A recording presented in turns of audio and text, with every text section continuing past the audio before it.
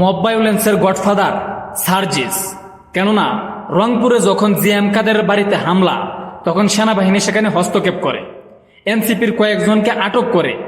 ঠিক সেই মুহূর্তেই রাতের বেলায় সার্জিস সেখানে গিয়ে উপস্থিত। কেন? এই মব ভায়োলেন্স যারা করছে তাদেরকে নিরাপত্তা দিতে, তাদেরকে সেনাবাহিনীর হস্তক্ষেপ থেকে ছুটাই আনতে। তাহলে মব ভায়োলেন্সের গডফাদারকে সার্জিস, হাসনাত এরা।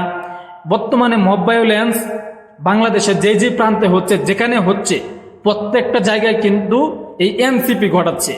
এনসিপি ছাড়া বর্তমানে কেউ মব ভায়োলেন্স ঘটাচ্ছে না। তাই আমি মনে করি এই মব ভায়োলেন্সের গডফাদার হচ্ছে সার্জিস। কয়েকদিন আগে কিন্তু ছিল এই কান্দা মাসুদ। কেরে? এই যে ধানমন্ডিতে একটা ঘটনা ঘটছিল, পুলিশে 3 জনকে অ্যারেস্ট করছিল।